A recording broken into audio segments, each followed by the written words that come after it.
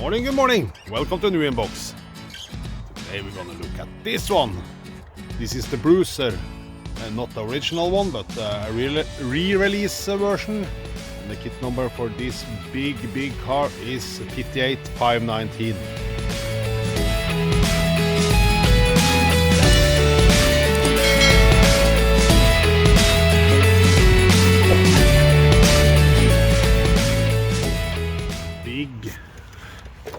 Big car today. This must be the biggest I reviewed. As you can see, this is the Bruiser. Comes on a, I think they call it the Bruiser chassis. This one is a re-release. This was released in 2012. I think the original Bruiser was released in 1985, and I think the other one without the double cab, the red one, is called a Mountaineer. I think that was released in 1992, and I think they released that again, but then I think they give it another name, not Mountaineer, but I think, yeah, I can't remember, but anyway, I think that's the same car as the Mountaineer. Anyway, big car, as you can see, and here you can see the really nice, the 3-speed gearbox. That's nice. And as you can see here, I can't take a closer look, but this is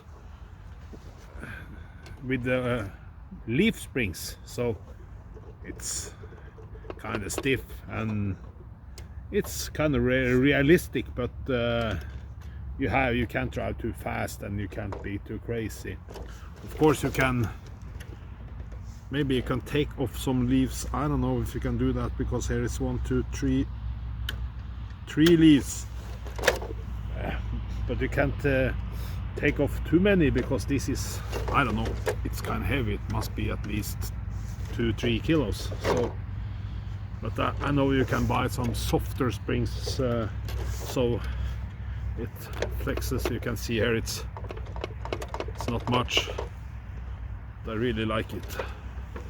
Really nice details, and not all, but many metal parts. And the gearbox here, and the drive shafts for the rear here and for the front.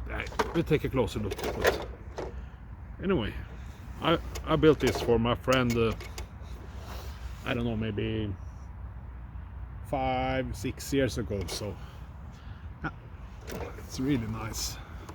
Hog heaven, because you can see it's inside. It's kind of, yeah, like a interior, not much stuff, but at least a steering wheel and some instruments. I don't know why the bumpers is white. There should be a box starter, should be white, but they would have looked much better in white, in black, like same as with the side bars or something, and mirrors. If I take a close look under here, you can see the 3-speed gearbox. Then you have a servo in here that pushes the rod to change what gear you want to drive in. I only think the low gear is 4-wheel drive. I think when you take it up to a higher gear for more speed, I think you only have rear wheel, but at least it was like that on the, you know, the first the Hilux, the first one with the wide bed, you know, the first one. And I can see here I forgot to paint the rear lights with the orange and red. Yeah. But the front is good, Toyota. Yeah, the paint job is okay. As you can see, should have used a little more paint here, because it's a little, you can see little white primer underneath. Anyway, I'm still kind of happy with that build. Okay, and like every time, the body clips must be at least 200-300 on the in the grass here.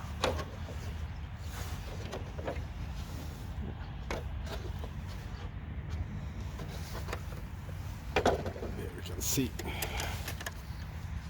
Okay, here you see the gearbox. When you build this one, it's a lot of gears and shafts and things in here. He doesn't have a servo, but a servo attaches to this here, and then these go back and forth depending on what gear you want it in. Okay, he doesn't have a servo here, but the servo here is for the steering. Yeah. Really nice metal, and you can see the really nice frame and the rear axle, and then here you can see the over here you can see the leaf springs are here. So it's kind of dampers, you can see dampers there. So, and when you drive it, like I had the high lift before, or the F350, and when you drive it for a long time, then the leaf springs softens a little, so it flexes a little better after you drive a few months, maybe more, but at least 6-7 months or something. And if you drive much, then the leaf springs softens up a little. Yeah, but as you can see here, it's many things here that it's not a rock crawler, because if you know rock crawlers, then you know this is gonna hang up on stones and things like that. But yeah, it's kind of fun anyway, for just like take it out in the woods or something, or some drive on over some rocks and something. Then it's boop, boop, boop, boop, boop. It's okay. Not a competition rock crawler, but you just want to have some fun, then this is perfect. But of course, with this one so heavy, if you start to roll down a hill or something, then it doesn't stop before it comes far away, and then this hard plastic body will crack or something. So not ideal for rock crawling, but just for some fun out in the woods, or out in the nature.